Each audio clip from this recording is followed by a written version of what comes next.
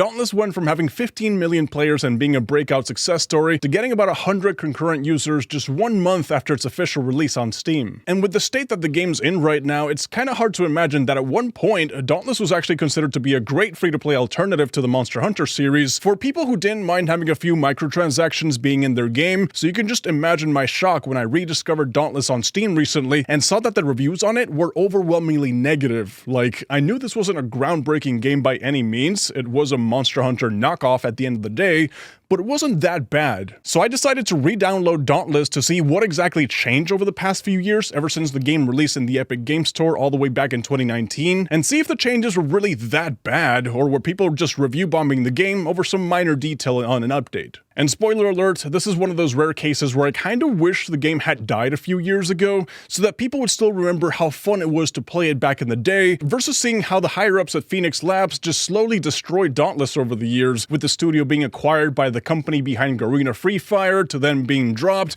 to then being secretly bought out by a crypto company. And with them prioritizing greed over player enjoyment, it's gotten to the point where a lot of former employees have actually come out criticizing how the game's been handled over the years, and seeing how the characters that they themselves designed have been bastardized into what Dauntless turned out to be today. So like with most people, I discovered Dauntless when it first entered early access, and it got that push from the Epic Games Store that made it go viral, and I've been a fan of the Monster Hunter series ever since I got the Freedom version for the PSP that I put maybe around like 500 hours into, so a free-to-play alternative with new monsters to kill, new weapons to craft, and everything else just seemed right up my alley after practically being done with Monster Hunter World at the time. And now, like I mentioned, when Dauntless first came out, it wasn't exactly groundbreaking by any means, and the fact that it was still in early access meant that there wasn't a full experience for you to sink hundreds of hours into right away, but like, you could tell that the game had potential from the get-go, you know? Getting together with some friends and taking down behemoths was super fun, learning all the different weapons and picking out your favorite was hard because they were all pretty unique and fun to use,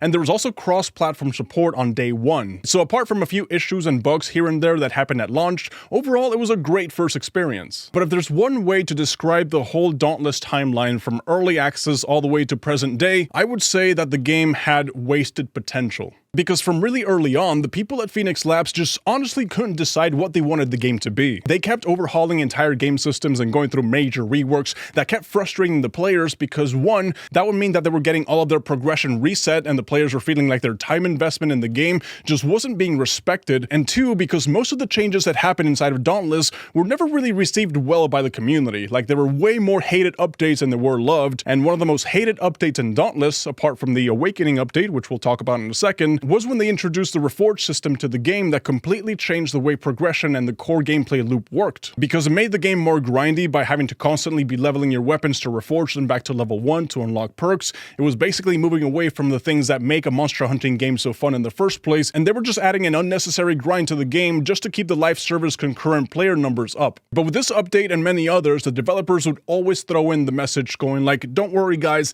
this update is just laying the foundation for all the cool things we're gonna add to the game, it's gonna get much better, and then those cool things that Phoenix Labs promised would almost always end up getting cancelled anyways, so yeah, what was the point? I suppose it also didn't help that throughout the game's lifespan, the management over at Phoenix Labs literally stopped caring about Dauntless. Like, I'm not even joking, they got acquired by Garena, the creators of Garena Free Fire, in 2020, and Garena paid Phoenix Labs $150 million to make 10 new games. Phoenix Labs then pulls developers from Dauntless to work on all these shiny new projects, so Dauntless basically gets no new meaningful content or cosmetics, which kills the player base, and then Garena ends up dropping Phoenix Labs, so they're forced to fend for themselves again, and out of those 10 new games that they were supposed to be working on, only one of them actually ended up getting released, which was Fae Farm, a cozy farming simulator basically. So Phoenix Labs went from being an indie breakout success, to getting acquired and having a massive cash stack, to trying to speedrun 10 different games while ignoring their one game that was making them money, to losing everything and being stuck with literally just Dauntless and Fae Farm. It's honestly hard to feel bad for the studio if you were a Dauntless player, because those were some really dark times for you because you were literally getting neglected. And well, if we go ahead and skip to the present day with a new Awakening update,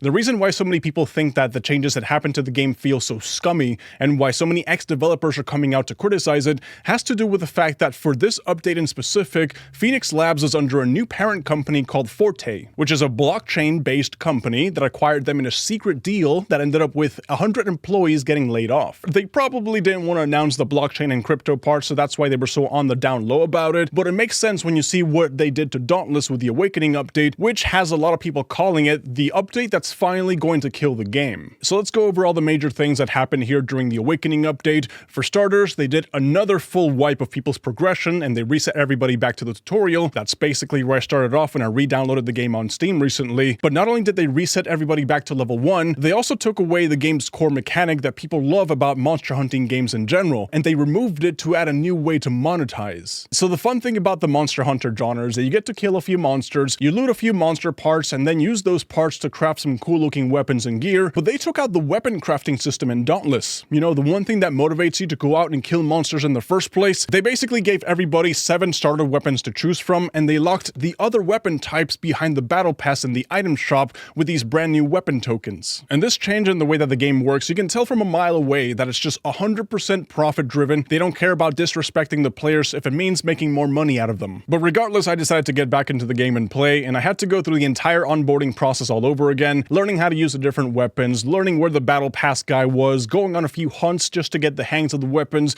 because I swear, they did something different to the chain blades. They used to be my favorite go-to weapon to use, and now they just felt awkward, so I ended up going with the hammer and the axe. You can still use monster parts to craft armor in the game, so thankfully they didn't remove that, but honestly, when you go over the armor sets and how they look like, if you've played any Monster Hunter game before, you know that one of the best things about the game is gearing up and feeling good about how badass you look in your armor. Yeah, that doesn't happen in Dauntless. Like, nothing about the aesthetics in this game make you look badass. You know, they're just too cartoony for my taste at least, and there were zero moments in the gameplay where I felt like I was looking good. You know, my character just looked silly. My character looked like it was straight out of a Disney game. One of the changes I do have to say I did like about the new season was the fact that you can now bring 2 weapons into the fights and you can alternate between them mid-combo, so that adds a little bit more flair to the fights, and that also means that you can bring a crushing weapon and a slashing weapon, for example, if you need to chop off the monster tail but also break their horns. But I also didn't like how aimless I felt when I was in the hunts, because they're basically how expeditions work in Monster Hunter, where you arrive in the map, they're constantly spawning new behemoths for you to fight, and you just stay there for as long as you want. So there's no final objective to your trip. Monsters just keep spawning in front of you, and you just keep fighting until you get tired, and that's it. Like, I can't tell you how many different monsters I killed, I can't tell you what their names were, I don't know what half their abilities were. It was just mindless slaying, to be honest. And at the end of the day, I could really feel the wasted potential when I was playing Dauntless. Like, I could see all the fun parts about the game, like the combat, for example, that just reminded me of how awesome the game used to be when it first launched, but I could also see all the good parts being overshadowed by all these small little details like the weapon changes, the extended grinding, the aggressive monetization,